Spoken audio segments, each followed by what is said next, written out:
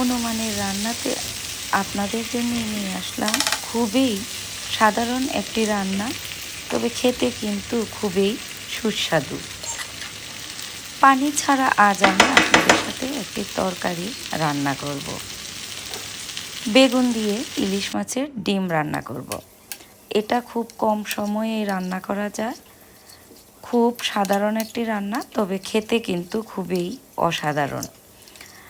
ইলিশ মাছের ডিম আগে ধুয়ে তারপর এরকম ছোট ছোট টুকরো করে কেটে নেব।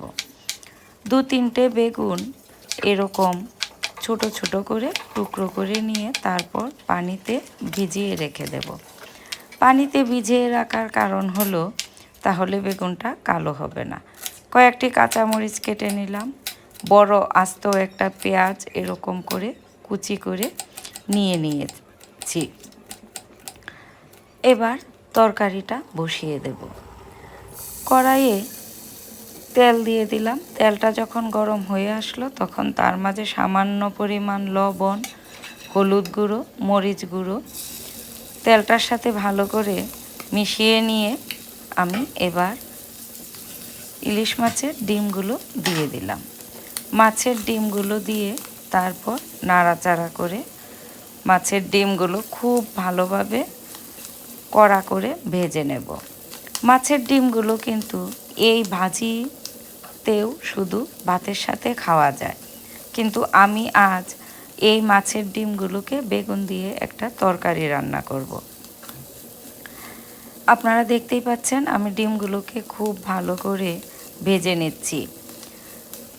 ইচ্ছে করলে ভাত দিয়ে এই ভাজা ডিমগুলো খাওয়া যায়, তবে আমি এই ভাজা ডিমগুলো দিয়েই একটা তরকারি রান্না করব।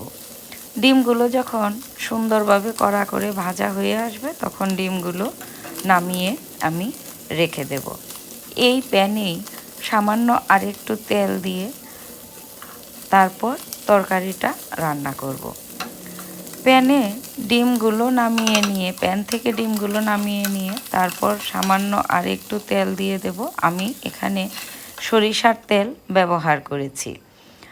তেল গরম হওয়ার পরই সাথে সাথে আমি তাতে 2-3টে আস্ত শুকনো লঙ্কা ভেঙে দিয়ে দেব আর সামান্য একটু কালো জিরে দিয়ে ফোড়ন দেব।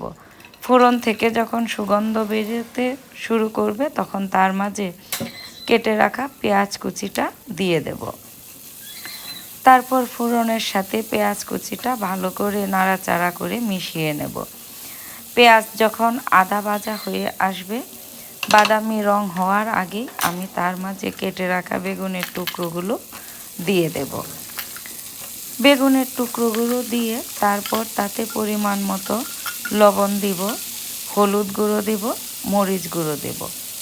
এবার বেগুন, হলুদ গুঁড়ো, মরিচ গুঁড়ো পেঁয়াজের সাথে ভালো করে নাড়াচাড়া করে মিশিয়ে নেব। একটা জিনিস খেয়াল রাখতে হবে, এই তরকারিটা রান্না করব, তবে তরকারিতে কোনো পানি আমরা ব্যবহার করব না। পানি ব্যবহার করলে এই তরকারির স্বাদ পাবো না। বেগুনটাকে এরকম মাঝারি আছে নাড়াচাড়া করে আমরা এভাবে ভেজে নেব। বেগুনটাও সেদ্ধ হয়ে যাবে, ভাজা ভাজা হয়ে আসবে। যখন মোটামুটি ভাজা হয়ে আসবে তখন তার মাঝে ভেজে রাখা ডিমগুলো দিয়ে দেব। ভেজে রাখা ডিমগুলো দিয়ে তারপর বেগুনের সাথে ডিমগুলোকে সুন্দরভাবে এইভাবে নাড়াচাড়া করে মিশিয়ে নেব। আর তার মাঝে দিয়ে দেব 1 চামচের মতো চাট মশলা। এই চাট মশলাটা কিন্তু আমি ঘরেই তৈরি করে রেখে দিই। একবার মশলাটা তৈরি করে 2-3 মাস ব্যবহার করা যায়। মশলাটাতে আমি কয়েকটা লবঙ্গ, গোলমরিচ, দারচিনি, এলাচি, আস্ত জিরে, আস্ত মৌরি সজ, আস্ত রাঁধুনি সজ, তারপর ধনিয়া, সবগুলো উপকরণ একসাথে নিয়ে তেল ছাড়া টেলে নিয়ে ঠান্ডা করে তারপর গুঁড়ো করে আমি বয়ামে ভরে রেখে দিই।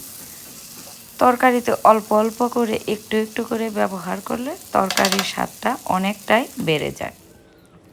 আমার তরকারি হয়ে আসলো, কয়েকটা কাঁচামরিচ দিয়ে নাড়াচাড়া করে তরকারিটা নামিয়ে নিলাম।